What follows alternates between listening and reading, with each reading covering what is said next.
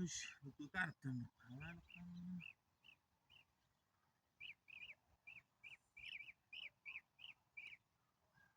Ikkamizga ham bir hafta bo'ldi.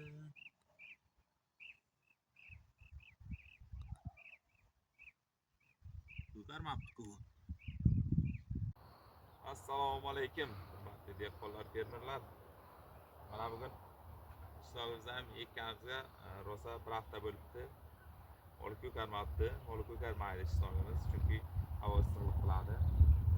O'zi haftada Voha tomonlarga, Qashqadaryo, Surxondaryo tomonlarga 2-sentyabrning 2-o'n kunligi, ya'ni 20-sentyabrdan keyin ekish kerak. Vodiy tomonlarga 10-sentyabrdan keyin ekiladi.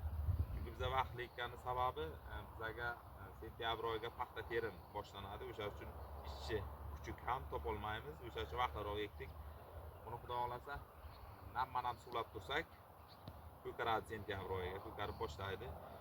Keyin begona o'tlarga nima sepasiz, ko'karib ketadi issiqqa degan savollar kelib tushyapti. Bunga gerbitsidlardan Stom sepamiz. Ya'ni 1 oydan 40 kungacha gerbitsid ko'kartirmaydi o'tlarni umuman. O'stirmay turadi, ungacha ko'karib oladi xudo xolasa.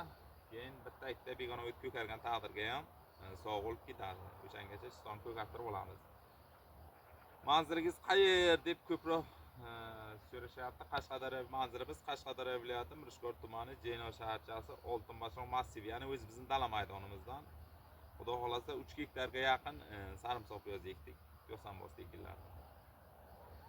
Kanallarimiz bor, YouTube kanalimiz bor Mirishkor dehqonlari, Instagram bor Odil Bog'bon, Telegram kanalimiz bor Ommaviy Mirishkor dehqonlari degan. O'tib bemalol agar dehqonchilik sohasiga tushunmasangiz, savol bersangiz, qo'ldan kelgancha javob beramiz. Barcha dehqon ishlariga omad.